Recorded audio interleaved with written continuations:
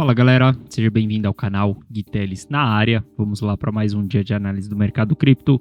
Hoje, dia 25 de agosto, o mês de agosto aí já está quase acabando, já estamos chegando no finalzinho.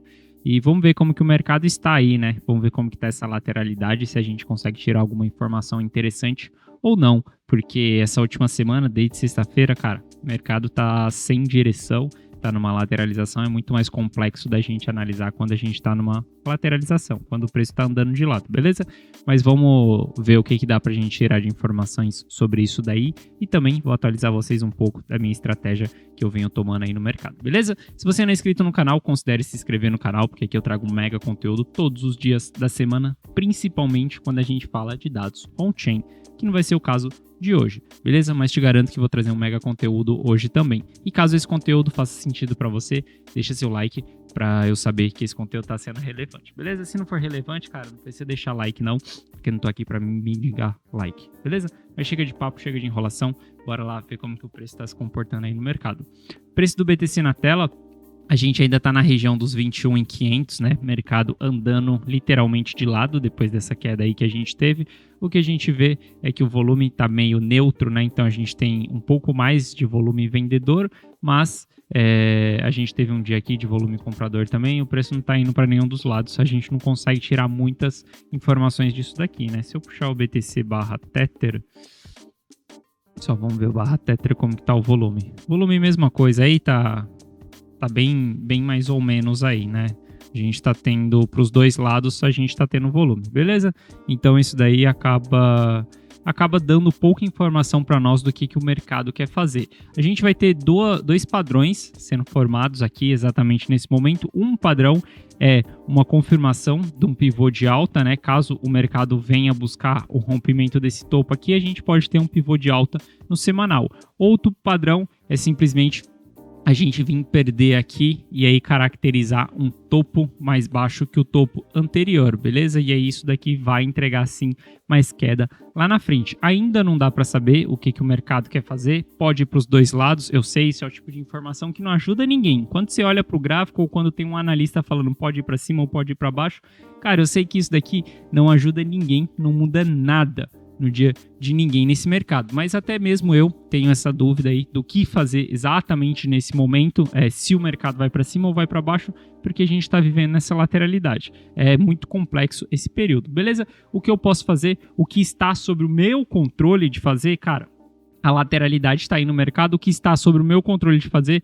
é simplesmente montar a minha estratégia para ambos os cenários, beleza?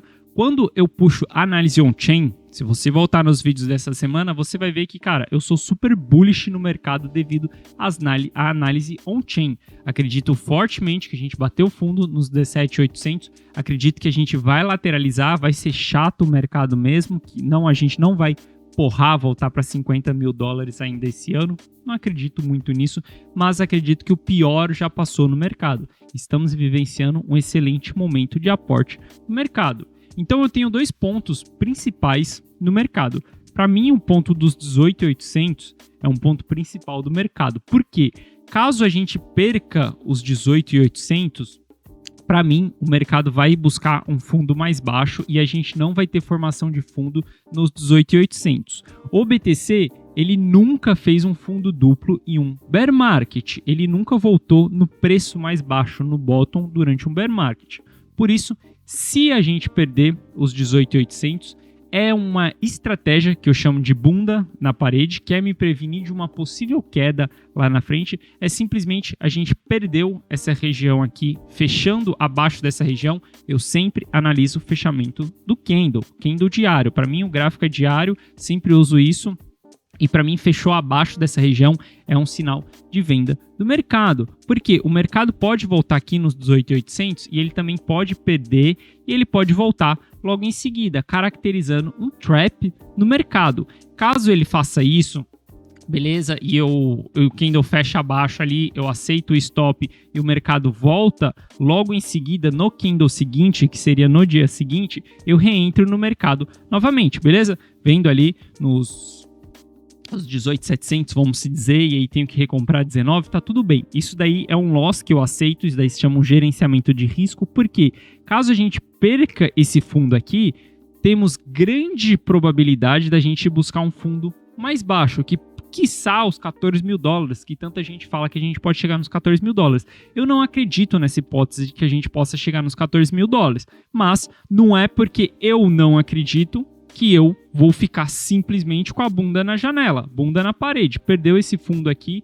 é um momento onde eu dou uma estopada nas minhas posições, vendi tudo a 52 mil dólares, reentrei a 21.500, comprei ativos como BTC, Ethereum, Solana, tem uma TIC, tem algumas altcoins também, reentrei no mercado nessa região dos 20 mil dólares do BTC. Mas caso a gente perca, sim, o cenário se complica e aí eu vejo que a gente pode sim buscar um fundo mais baixo. Possa ser também que a gente só faça ali um trap e volte logo em seguida. Depende, tem que analisar quando esse momento chegar, beleza?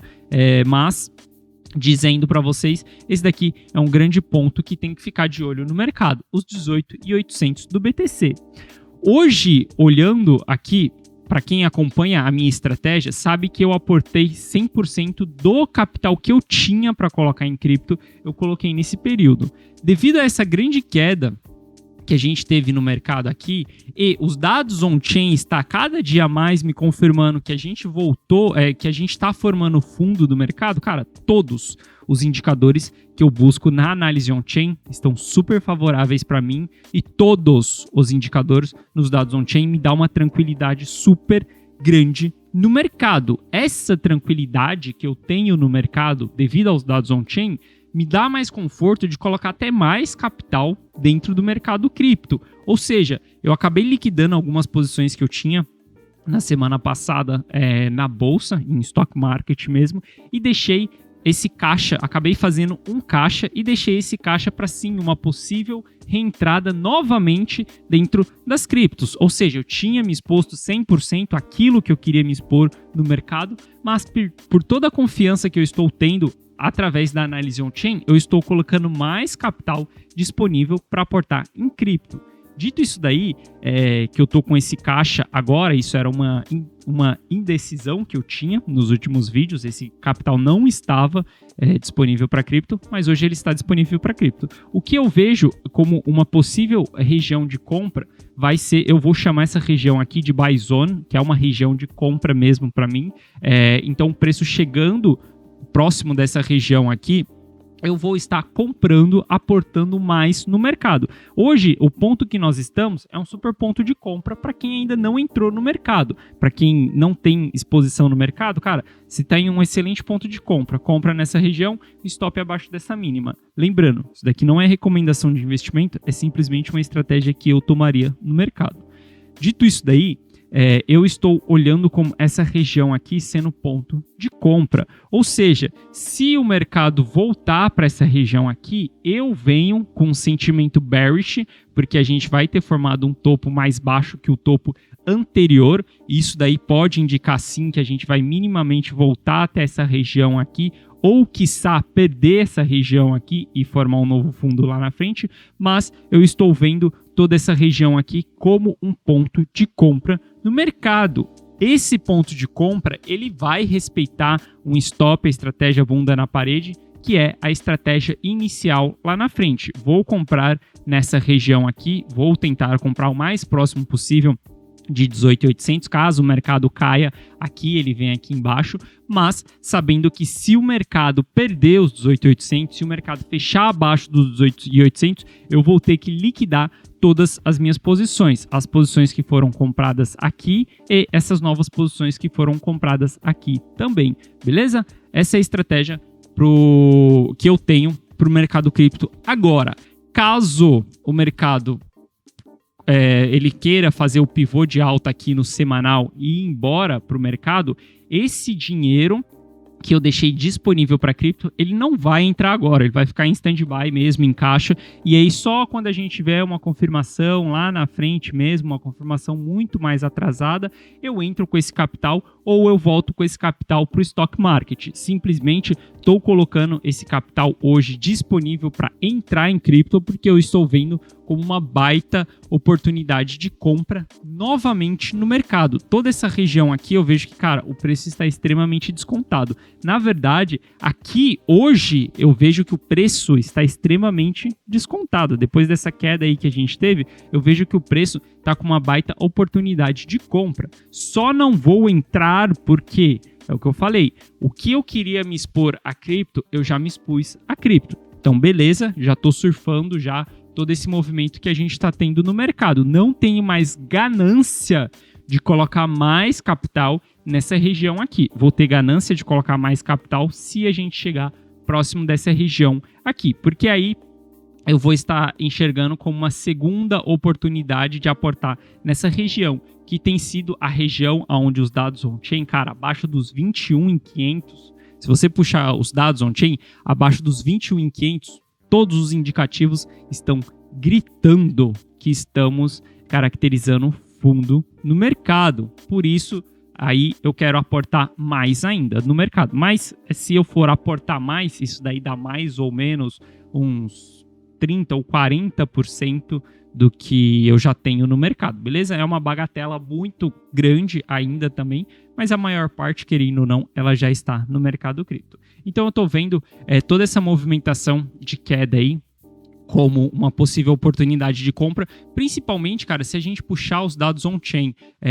Uma informação que eu gosto muito, eu trouxe para vocês ontem isso daqui, foi o fato da gente ver que o mercado caiu, a gente está tendo essa queda aqui no mercado, a queda foi forte na sexta-feira, foi um candle muito feio no mercado, mas quando a gente puxa nos dados on-chain para tentar entender o que aconteceu nessa queda, por exemplo, a gente não vê realização de lucro durante esse período. Algo que é super bom no mercado. Significa que quem vendeu nessa região aqui, quem vendeu nesse candle aqui, não foram as pessoas que compraram nessa região. Foram outras pessoas que compraram região mais acima, ou sardinha fazendo sardinhagem no mercado. Mas a gente não vê grandes realizações de lucro nesse período. Isso daí é super importante. O meu receio é a gente começar a ver realização de lucro nesses períodos. Significa que quem comprou aqui não está tão crente que isso daqui foi fundo do mercado e essa pessoa já está realizando, esperando mais queda lá na frente. Não foi isso que aconteceu nos dados on-chain. Então isso daí acaba me dando uma segurança.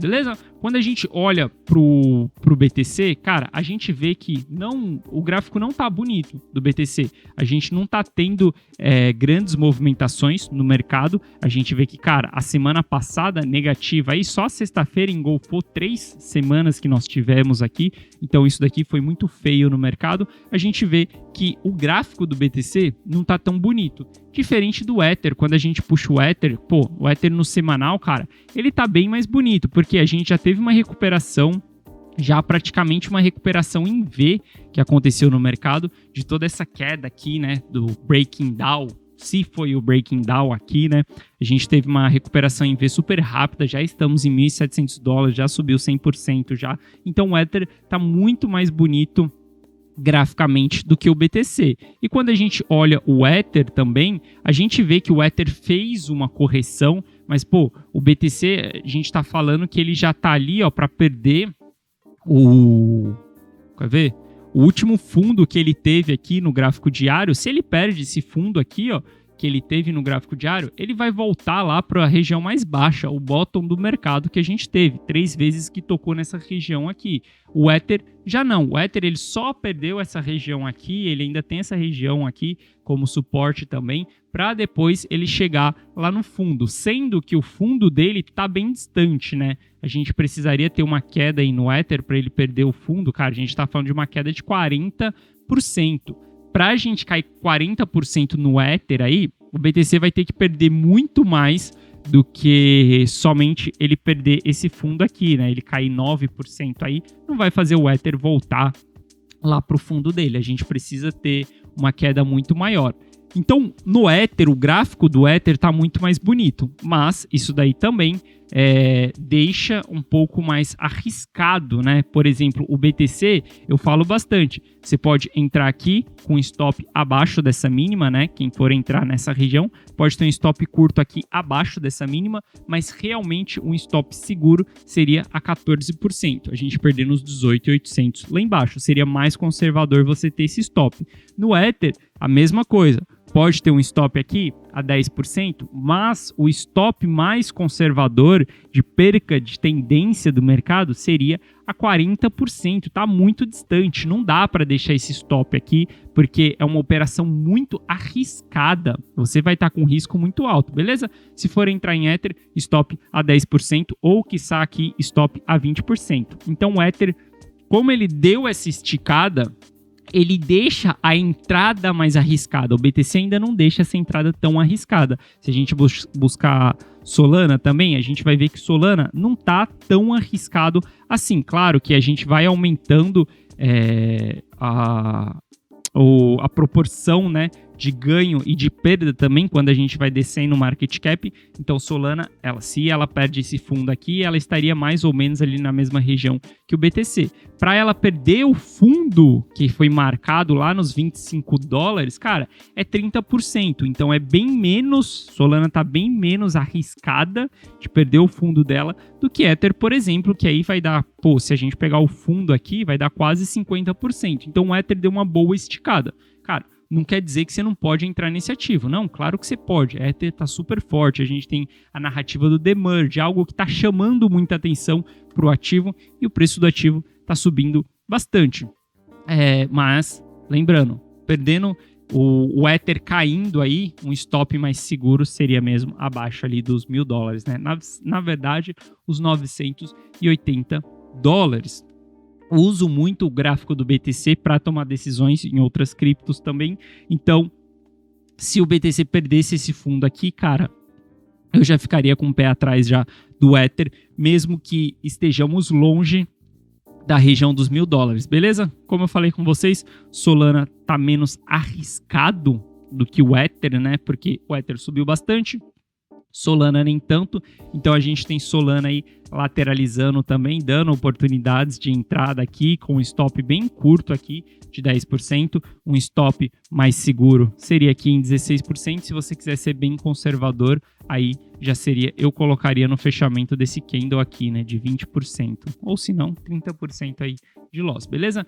Tô montando carteira, meu objetivo aqui, galera, é surfar o próximo ciclo, beleza? Eu não tenho ganância nenhuma de colocar 10, 50, 100% no bolso. Na verdade, eu não tenho nem objetivo de porcentagem de lucro. O meu objetivo aqui, o meu jogo, é surfar um ciclo, ou seja, comprar na capitulação e vender na euforia. Cara, aí o lucro, ou minha ganância, depende muito de como que vai ser a bull run.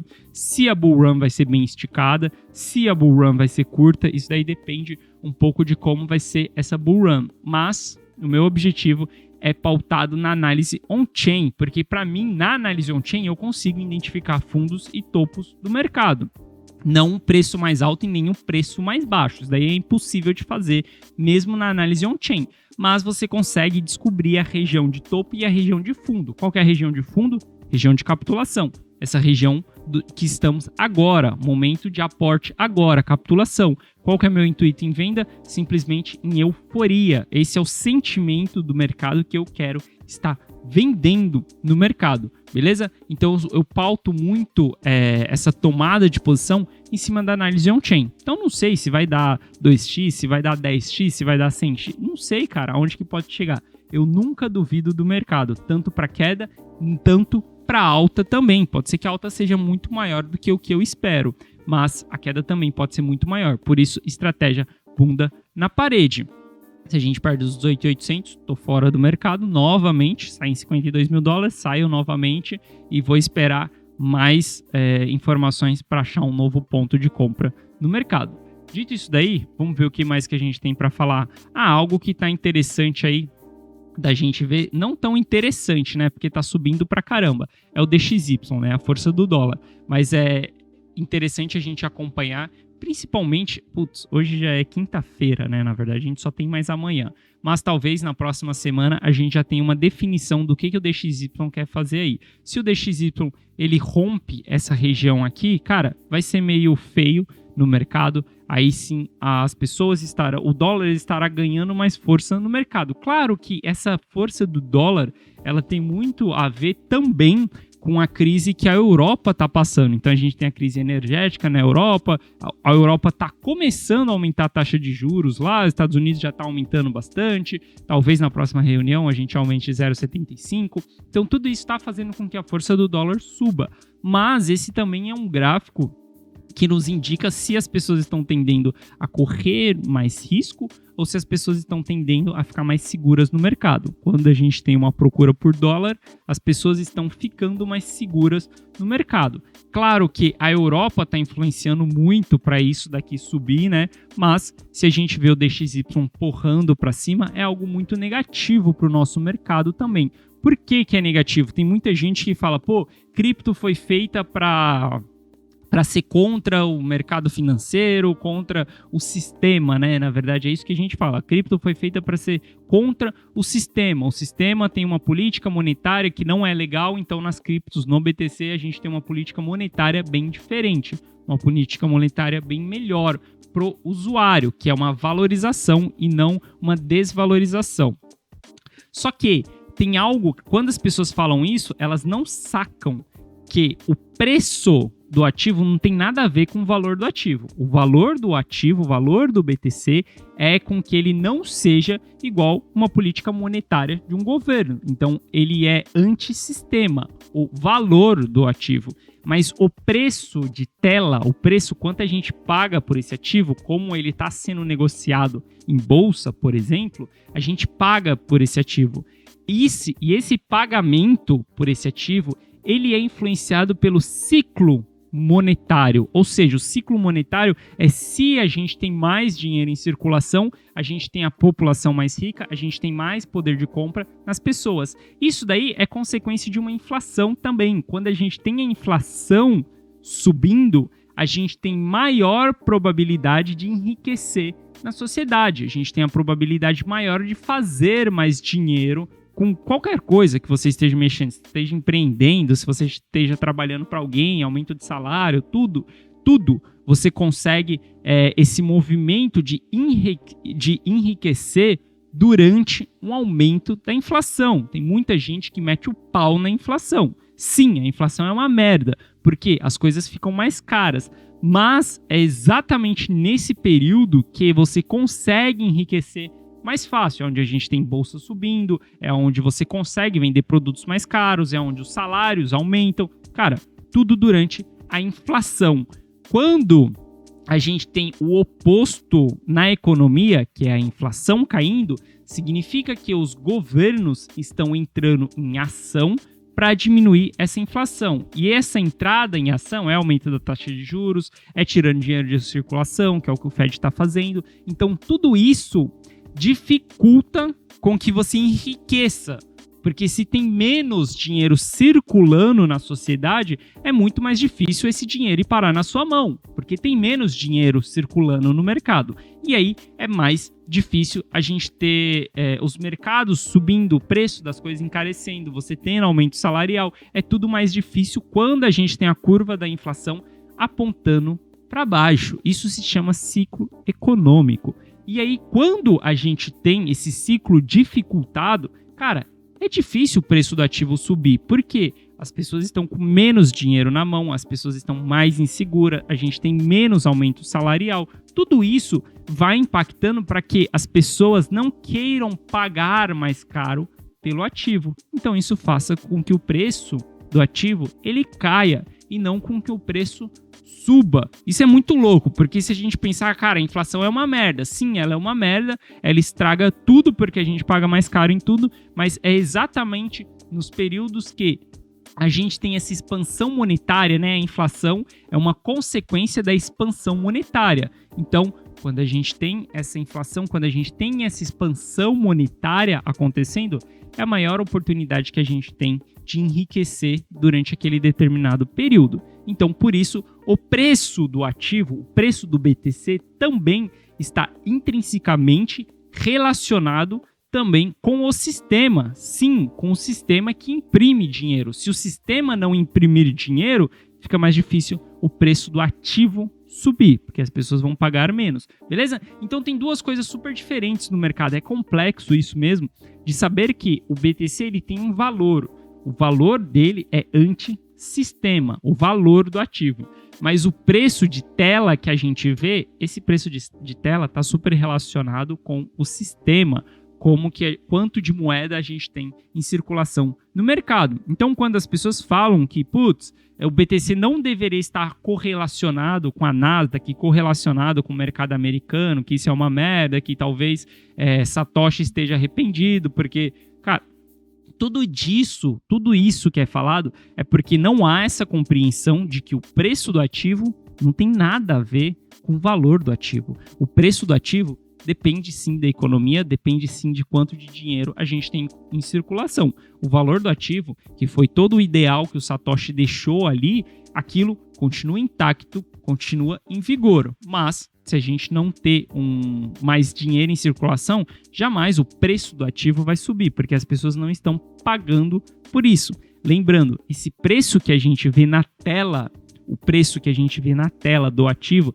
é simplesmente porque tem uma pessoa querendo comprar e uma pessoa querendo vender. E aí a gente tem que, quando o ativo está subindo, essas pessoas que estão querendo comprar, elas estão pagando mais, tem mais pessoas querendo comprar do que pessoas querendo vender no mercado. Beleza? Falei demais aí, mas isso tudo é só para mostrar um pouco do que significa a macroeconomia e como que ela está relacionada com o mercado de criptos, né? E aí, puxando aqui o S&P, a gente vê que o S&P está tentando segurar aqui nessa região de topo rompido, né? Se ele se segurar nessa região aqui e ele conseguir romper esse topo aqui, cara, eu vou ter, bandeira verde de que o mercado não vai mais cair, de que sim, a gente vai entrar em uma estrutura de alta, porque aí a gente vai romper a linha de tendência de baixa aqui, a gente vai formar um pivô de alta no semanal e a gente vai estar confirmando uma força do rompimento que rolou aqui. Então tem que acompanhar o S&P aí nos próximos dias. Claro que estamos também nesse ponto de indecisão, de que pode formar um pivô de alta ou pode vir e formar um topo mais baixo que o topo anterior para entregar mais queda lá na frente. Então eu diria que os mercados hoje estão em um momento decisivo, algo que talvez seja raro para mim falar momento decisivo ou momento de indecisão. Cara, eu não gosto muito desses termos porque sempre o mercado vai estar assim. Sempre que você olhar para o gráfico, quando você tiver um recuo, você vai estar na probabilidade de formar um pivô ou você vai estar na probabilidade de formar um topo mais baixo que o topo anterior. Você sempre vai ter essa dúvida, cara. O mercado subiu, recuou, você sempre vai estar nessa dúvida. Ou a gente forma um pivô de alta ou a gente vai formar um topo mais baixo do que o topo anterior. Então, os momentos de recuo do mercado são complicados de analisar. É por isso que é muito difícil você conseguir vender em todo o topo e comprar em todo o recuo, né? Na baixa de todo o recuo. Porque sempre dá esse cagaço aí, você fica um pouco com o cookie na mão de quando você entra nessas operações. Eu mesmo tô olhando pro mercado, tô com o cookie na mão, claro que tô com o cookie na mão. Aportei no mercado, tô 100% exposto, o mercado cai bastante na sexta-feira, fez um baita de um candle feio, a gente pode formar um pivô. A gente pode formar um pivô de alta, mas a gente também pode formar um topo mais baixo do que o topo anterior. Fico com cagaço? Claro que fico com cagaço, cara. Faço parte do mercado. Você acha que o quê? Meu sentimento é de ferro? Não, meu sentimento é de cagaço também. Mas eu uso os dados, os números, para me mostrar, para dar uma segurada nessa emoção, né? E muito disso daí eu uso os dados on-chain. Então, por isso, não vou falar muito dos dados on-chain hoje, porque eu trouxe, já dados on-chain pra caramba essa semana para vocês, mas um gráfico super interessante aí, que eu não tenho falado, é de como que tá a posição do long term holder. Algo que eu venho falando bastante é que o supply segue envelhecendo. Cara, 83% do supply já tem mais de 3 meses. Para mim, isso é super excelente. É mais do que excelente. A gente já tem mais de 70%, 70% do supply já está em mãos de long term holder. Oferta e demanda, oferta saindo de circulação. Para mim, cara, esse é um excelente indicador de que estamos batendo fundo do mercado, quando o supply sai de circulação. E aí, quando a gente olha o supply do long term holder, né, 70% do supply, a gente vê que o long term holder ele está em prejuízo, e bastante prejuízo, né? Quando a gente olha os gráficos, esse gráfico aqui do supply do long term holder em prejuízo, a gente vê que o supply está bem alto, ou seja, esses caras estão no prejuízo. Esses caras, quando eu falo, cara, long term holder, short term holder, sou eu, é você, depende só de quanto tempo esse ativo está na carteira. Mas, no geral, quem é long term holder hoje está em prejuízo. A gente vê que o supply ele está bastante em prejuízo. Isso daí é algo muito bom, porque lembra que eu falei para vocês? Cara, o mercado subindo, querendo formar fundo, a gente não quer que as pessoas realizem lucro. Se a gente tiver realização de lucro, significa que essa pessoa não está pensando no longo prazo. Ela está prevendo que vai acontecer cagada nos próximos dias, no médio prazo, por exemplo, porque senão ele não estaria vendendo. E quando a gente vê o long term holder em prejuízo, significa duas coisas. Esse cara ele já tem um padrão de segurar o ativo por mais tempo, porque ele é um long term holder. O ativo fica mais de 6 meses com ele, né? Na verdade, mais de 155 dias já fica com ele, esse ativo. E se esse cara está... O padrão do long term holder é não vender em prejuízo, é vender em lucro. Então, esses caras são quem compra no bottom do mercado e vendem no topo do mercado. Esse é o padrão do long term holder. Se você vê sempre durante um bear market, a gente tem, cara, os picos de prejuízo do long term holder, porque mesmo no prejuízo, esses caras não vendem. E a gente vê que a gente está tendo um grande pico aqui, ó, desde quando a gente teve o evento da Luna Foundation ali, né, mais ou menos aqui nessa região, a gente vê que o supply do long term holder começou a entrar em uma curva mais exponencial de prejuízo no mercado. Ou seja, são caras que estão no prejuízo, não estão em lucro. Quando a gente tem esses caras em muito lucro, quando a gente tem um mercado em euforia, né? Porque muita gente está em lucro no mercado e as pessoas não estão querendo vender no mercado, né? Quando a gente tem 100% ali do supply em lucro no mercado, a gente vê euforia, né? Um excelente momento para sair do mercado.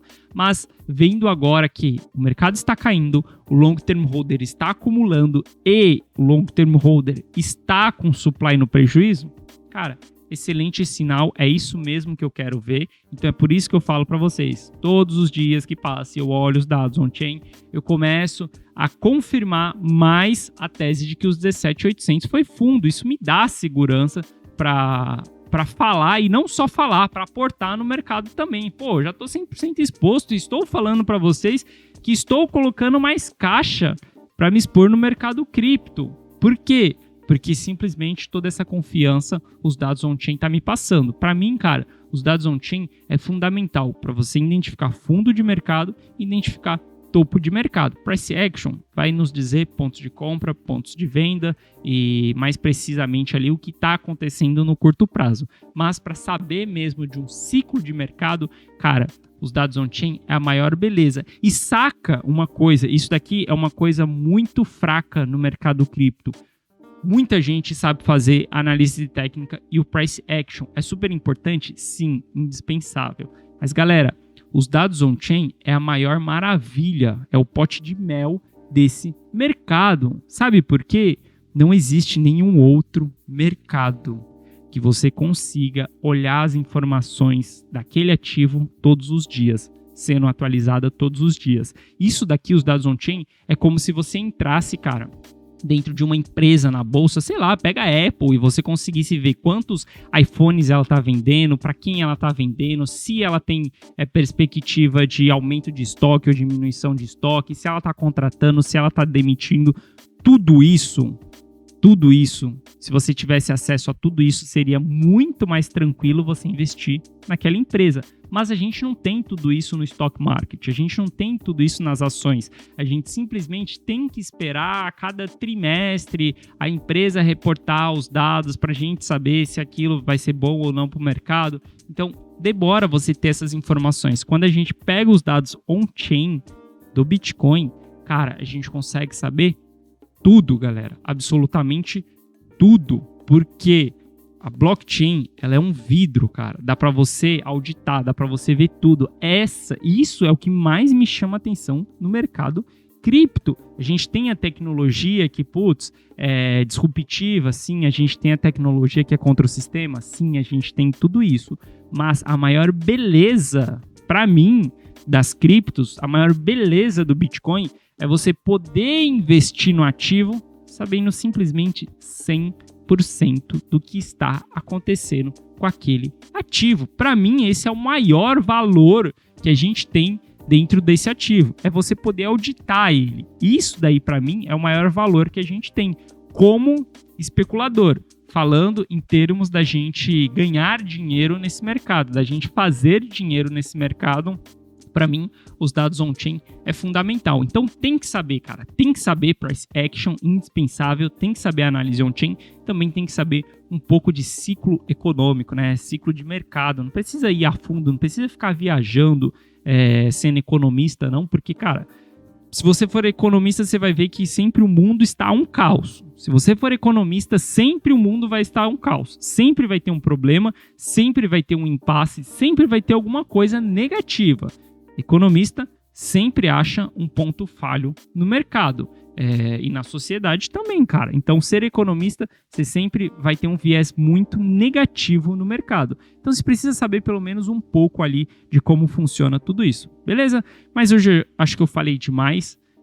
Mas tudo bem, acho que consegui entregar conteúdo para vocês com tudo isso que eu falei, trazer um pouco mais de informações para vocês, porque também lembrando, isso daqui não é simplesmente olha para o mercado ali, olha para o gráfico e é isso que dá para fazer, não, a gente também tem toda uma bagagem por trás, todo um conhecimento que a gente tem que colocar para dentro para conseguir tomar as melhores decisões nesse mercado. Fechou, galera? Então é isso, espero que você tenha gostado do conteúdo de hoje. Se você gostou, deixa seu like para eu saber que esse conteúdo fez sentido e para dar aquela força pro canal também. Se você não for inscrito, te convido a fazer parte dessa comunidade. Valeu, galera, um grande abraço e eu vejo vocês amanhã. Valeu!